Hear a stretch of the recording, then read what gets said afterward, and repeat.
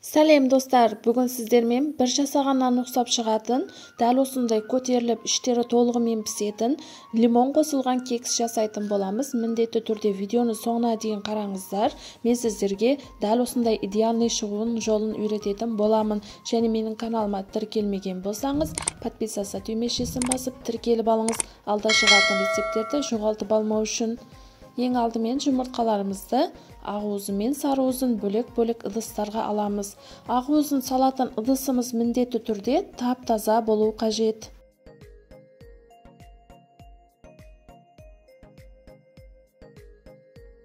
Ақуызымызға кішкене болса да сарыуызымыз түсіп кетпеу керек, соны жақсылап қадағалаңыздар.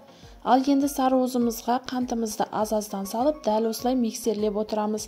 Біздің массамыз көбейіп, ағарып шығу керек.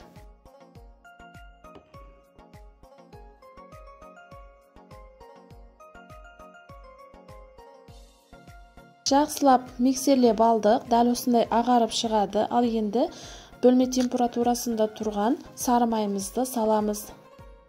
Жақсылап миксерлеп аламыз, барлығы араласып біркелкі болғанға дейін. Барлығын жақсылап миксерлеп алдық. Енді бізге бір лимон қажет болады. Лимонның сыртындағы қабығын дәл осылай теркадан өткізіп аламыз. Яғни бізге лимон седрасы қажет болады. Бір лимонның барлығын өткізіп жібермеңіздер, жартысы жетеді. Және жарты лимонымыздың суын дәл осылай сығып аламыз. Мен әдейіге сетаға сүзіп жатырмын, ішіндегі сүйектері түсіп кетпесін деп. Ал енді тағы да бір рет миксерлеп араластырып жібереміз. Лопатамызбен дәл осылай араластырып аламыз және унымыздың жартысын саламыз. Разрыхлителімізді саламыз. Қаласаңыздар ванилин қоссаңыздар болады. Және дәл осындай куркума қосамыз. Жақсылап миксерлеп жібереміз. Куркуманы қосуымыздың себебі жақсы дәм береді және әдемі түс беретін болады. Жақсылап миксерлеп алғаннан кейін силикон лопатамен дәл осылай араластырып жіберіп, қалған унымызды саламыз.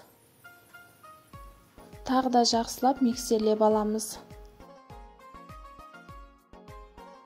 Ал миксерлеп алғаннан кейін тағы да шеттерінде қалған ундарын силикон лопатамен араластырып жібереміз.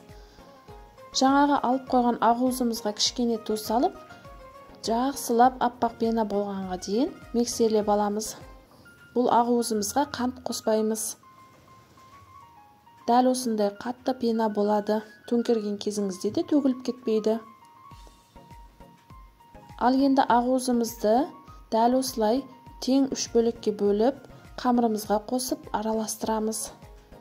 Миксерлемейміз, дәл осылай лопатамен бір жаққа қарай араластырып отырамыз. Дәл осылай ақуызымызды бөлек көбіртіріп қосқан кезде біздің пирогымыз өте керемет болып көтеріліп шығады, іштері де воздушный болып шығады.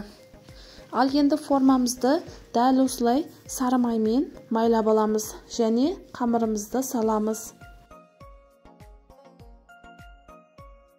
Қамырымызды жақсылап тегістеп аламыз, барлық жеріне бірдей етіп. Қызып тұрған 160-170 градуста 45-50 минутта пісіп шығады. Енді пісіп шыққанға дейін дәл осылай шоколадымызды ертіп аламыз. Жақсылап араластырып алғаннан кейін сұйық майымызды қосып, глазур дайындап аламыз. Ал сіздер шоколадты жасамаймын десеңізде лимонның суына 5-6 шай қасықта сахарный пудра салып араластырып, дәл осы пирогтың бетіне әсемдік үшін қойсаңыздар болады. Пісіп шыққаннан кейін шпажкамен міндетті түрде тексеріп көреміз. Кішкене силикон лопатамен шеттерін көшіріп аламыз және аударып ыдысымызға түсіреміз.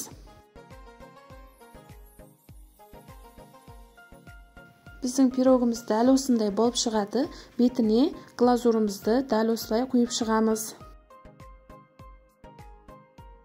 Пирогымыз дайын болды. Көріп тұрғаныңыздай өте дәмді болады. Бұндай пирогтарды таңғы шайға жасасаңыздар болады. Балаларыңыз сүйіп жейтіні сөзсіз. Сіздерге видео ұнаған болса, менің каналыма жазылып, лайк басып, комментарийға өз пікірлеріңізді қалдырыңыздар. Келесіде шығатын видеоларымды жіберіп алмау үшін қоңырау түймешесін басып қойыңыздар. Сау сәлеметте болыңыздар.